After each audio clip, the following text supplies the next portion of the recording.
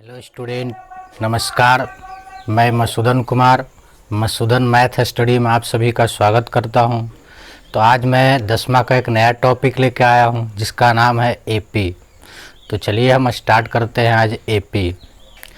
AP जिसका पूरा नाम होता है अर्थमेटिक प्रोग्रेशन, जिसका हिंदी होता है समांतर श्रेणी। तो इसको समझने के लिए सबसे पहले हमको समझना है सीक्वेंस और सीरीज। सीक्वेंस क्या होता है और सीरीज क्या होता है, तो ध्यान से समझिएगा और एकदम अच्छा से देखिएगा। तो सबसे पहले हम समझेंगे सीक्वेंस क्या होता है, जिसका हिंदी होता है अनुक्रम, और दूसरा आपका होता है सीरीज, जिसका हिंदी होता है श्रेणी। तो सीक्वेंस किसे कहेंगे और सीरीज किसे कहेंगे? तो यदि किसी नंबर का सजावट कॉमा के रूप में हो तो उसे हम सीक्वेंस कहते हैं। किसी भी संख्या का सजावट कॉमा दे के लिखा हुआ रहे तो उसे क्या कहेंगे? सीक्वेंस कहेंगे। या तो ऐसे भी लिख सकते हैं 10, 8, 6, 4, 2, 1, ये भी आपका सीक्वेंस है। यानी कह सकते हैं कि कॉमा में लिखा हुआ रहेगा तो वो आपका सीक्वेंस होगा। लेकिन एक बात और ध्यान रखना है कि ये जो होना चाहिए वो आपका बढ़ते क्रम में होना चाहिए। अगर बढ़ते क्रम में है तो ये सीक्वेंस हो जाएगा, या तो घटते क्रम में रहे तो वो भी आपका सीक्वेंस हो जाएगा। जिसे ये देखा जाए तो 2, 4, 6 बढ़ रहा है बढ़ते क्रम में, ये आपका घटते क्रम में है, और ये भी देखा जाए तो बढ़ते क्रम में है। तो सीक्वेंस उसे कहेंगे जो कॉमा में लिखा हुआ रहे और साथ में या तो वो बढ़ते रहे या तो वो घटते रहे। लेकिन कभी कभी क्या होता है, वो बढ़ जाता है, कभी कभी वो घट जाता है। जैसे 2, 4, 3, 10, 8, तो ये आपका सीक्वेंस नहीं होगा। सीक्वेंस किसे कहेंगे? तो किसी भी नंबर का सजावट कॉमा के रूप में हो, या तो वो बढ़ते रहे या तो वो घटते रहे। लेकिन जब कहीं बढ़ जाए और कहीं घट जाए तो उसे आप सीक्वेंस नहीं कहेंगे। अगला आपका है सीरीज।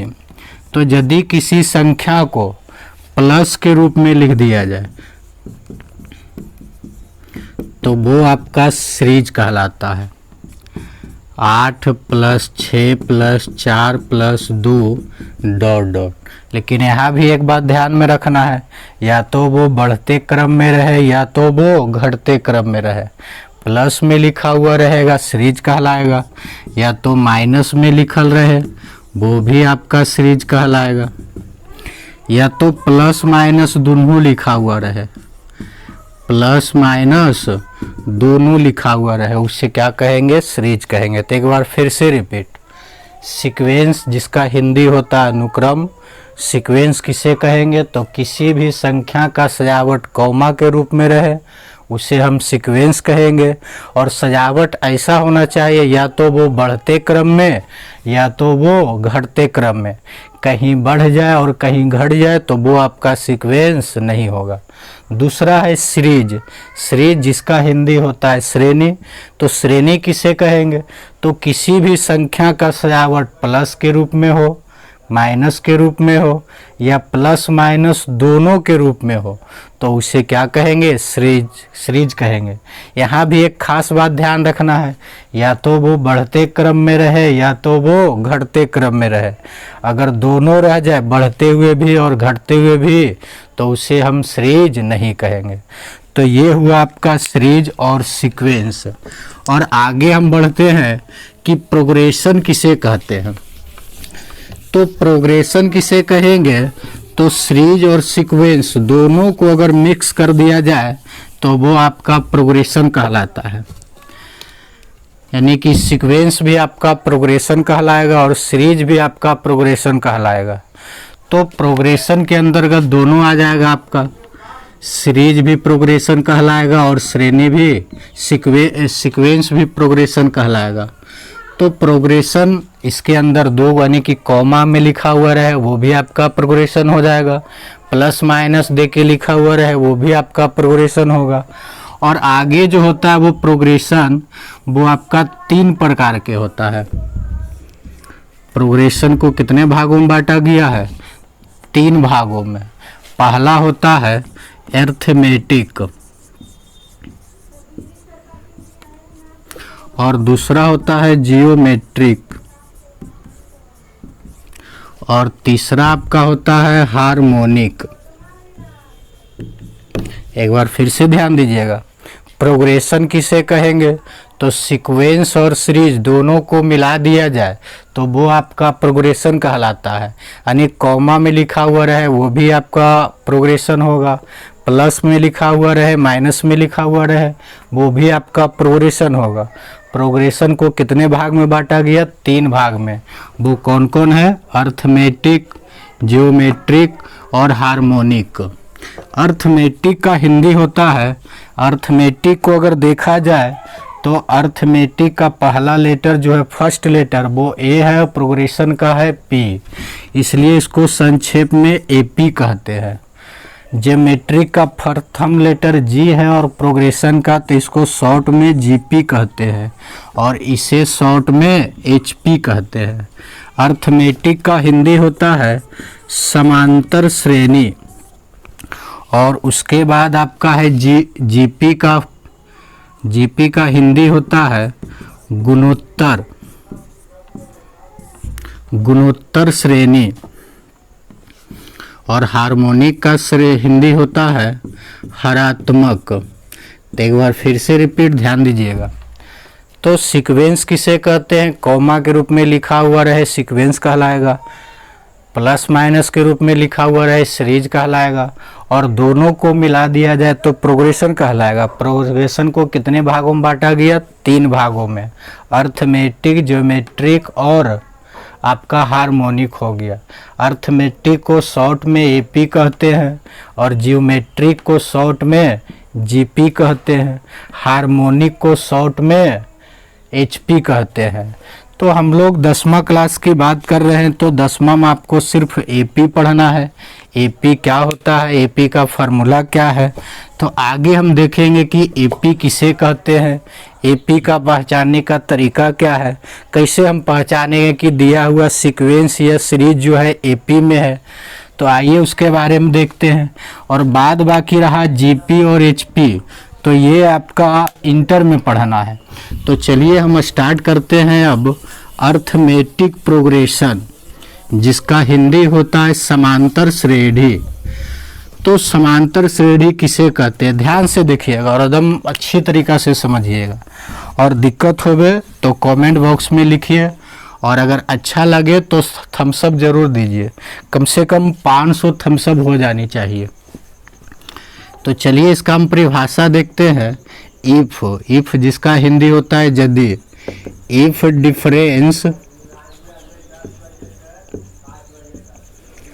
डिफरेंस जिसका हिंदी होता है यदि अंतर बिटवीन दो के बीच to consecutive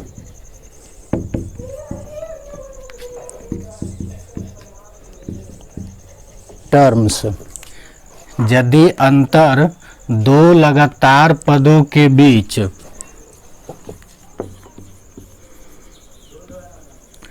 are always same, हर जगह बराबर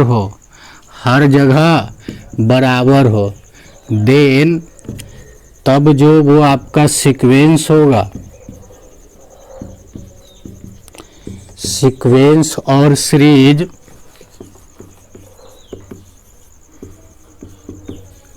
बिल इन एपी। तो एक बार फिर से रिपीट, एपी किसे कहते हैं? इफ डिफरेंस बिटवीन 2 कंसेक्यूटिव, यदि अंतर 2 लगातार पदों के बीच आर ऑलवेज सेम, हर जगह समान हो, दैट सीक्वेंस और series will be in AP, तब जो सीक्वेंस और सीरीज जो है वो आपका किस में होगा? एपी में। यानी एपी उसे कहेंगे यदि लगातार 2 पदों के बीच, तो यहाँ लिखते हैं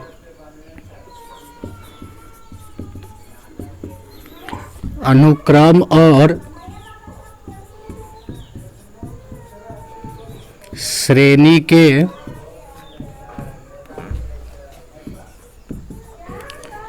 बीच दो लगातार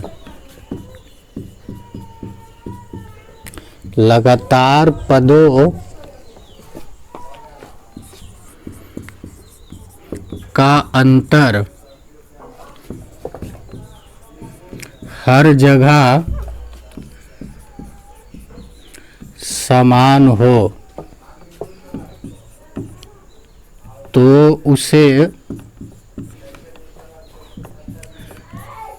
वह एपी में होगा।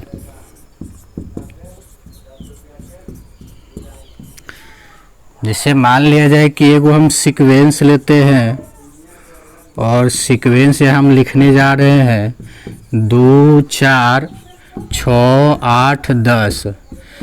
तो एपी कैसे पहचानेंगे कि एपी में है या नहीं? तो परिभाषा से ही पता लग जाता है कि एपी में है या नहीं।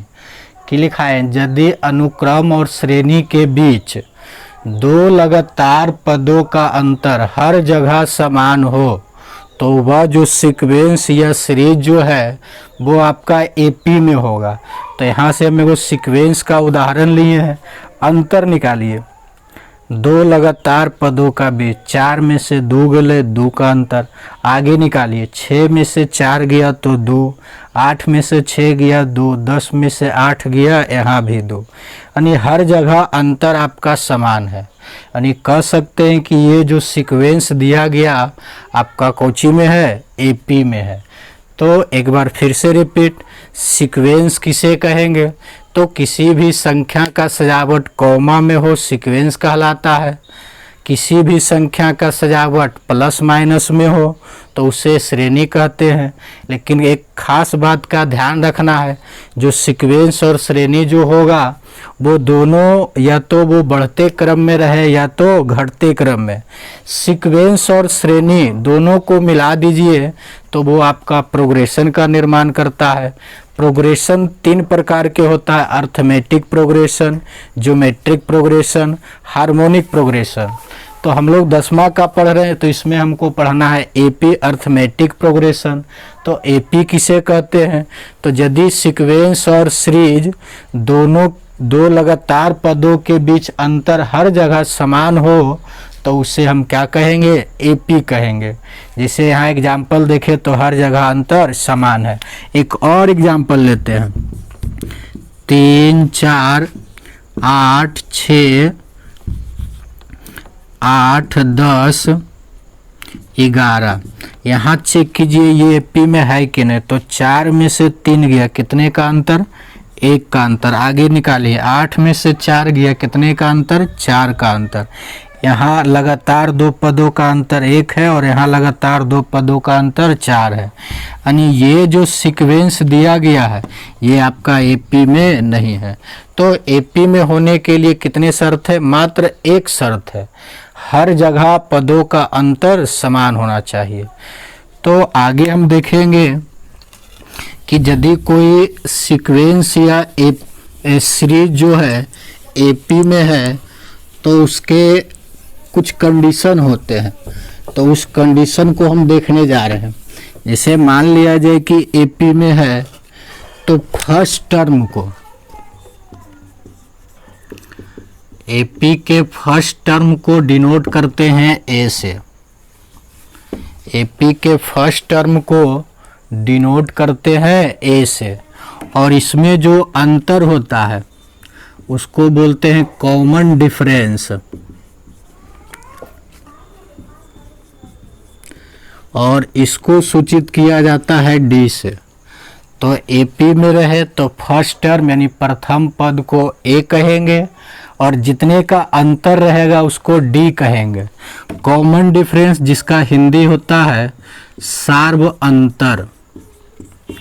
और कॉमन डिफरेंस निकालने का तरीका है, अगला में से पिछला टर्म घटा दीजिए, यानी second term minus first term. उसी तरह से आप चाहें तो लिख सकते हैं third term minus second term. और आगे चाहें तो कैसे निकालेंगे? Fourth term minus third term. यानी कह सकते हैं कि यदि कॉमन डिफरेंस निकालना है तो अगला टर्म में से पिछला टर्म को घटा दीजिए। अगला टर्म में से पिछला टर्म को घटा दीजिए तो आपका क्या निकल जाएगा। और इसी में वो और आता है नंबर ऑफ टर्म्स, जिसका हिंदी होता है पदों की संख्या।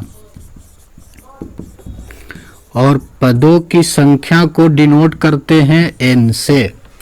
पूछ देगा कि सीक्वेंस दिया गया तो उसमें कितने पद है, तो पदों की संख्या को डिनोट करते हैं n से, और जिसको की कहते हैं पदों की संख्या।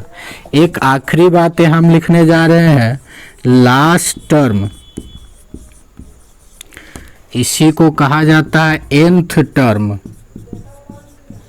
लास्ट टर्म अंतिम पद, nth टर्म nवां पद, जिसको सूचित किया जाता है tn से, या तो कैपिटल Tn से, या तो an से, या तो फिर al से। यानी कि ap रहे तो प्रथम पद को a कहेंगे, सार्व अंतर को d कहेंगे, और d निकालने का तरीका अगला टर्म में से जस्ट पिछला टर्म को घटा दीजिए, सेकेंड माइनस फर्स्ट टर्म, या तो थर्ड माइनस सेकेंड टर्म, या तो फोर्थ माइनस थर्ड टर्म, और उसी तरह से आगे चाहिएगा तो fifth term minus fourth term. और नंबर ऑफ टर्म्स, पदों की संख्या को n कहा जाता है। उसके बाद है लास्ट टर्म अंतिम पद, nth टर्म nवां पद, जिसको डिनोट किया जाता है Tn से, या तो कैपिटल Tn से, या तो An से, या फिर किससे डिनोट करते हैं L से। तो एक बार फिर से रिपीट, सीक्वेंस किसे कहेंगे, तो किसी भी संख्या का सजावट कॉमा में हो तो उसे हम सीक्वेंस कहेंगे। सीरीज किसे कहेंगे, तो किसी भी संख्या का सजावट प्लस के रूप में हो या माइनस के रूप में हो तो उसे हम सीरीज कहते हैं। सीक्वेंस और सीरीज दोनों को मिला दिया जाए तो प्रोग्रेशन बनता है, और प्रोग्रेशन 3 प्रकार के होता है, arithmetic progression, geometric progression, harmonic progression. और हम लोग 10वां का पढ़ाई पढ़ रहे हैं तो इसमें हमको सिर्फ एपी पढ़ना है। तो एपी किसे कहेंगे, तो यदि लगातार 2 पदों के बीच अंतर हर जगह समान हो, चाहे वो सीक्वेंस हो या सीरीज हो, अगर अंतर हर जगह समान है तो एपी में होगा। और यदि एपी में है तो फर्स्ट टर्म को ए कहेंगे। कॉमन डिफरेंस, जितने का अंतर होता है उसे सार्व अंतर, उसको डी से सूचित किया जाता है। डी निकालने का तरीका second minus first term, third minus second term, fourth minus third term. और नंबर ऑफ टर्म यानी पदों की संख्या को डिनोट n से किया जाता है। और लास्ट टर्म अंतिम पद, nth टर्म nवां पद, जिसको डिनोट करते हैं Tn से, या तो कैपिटल Tn से, या तो An से, या तो फिर L से डिनोट करते हैं। यहाँ से हम सीक्वेंस का निर्माण करते हैं अपने मन से।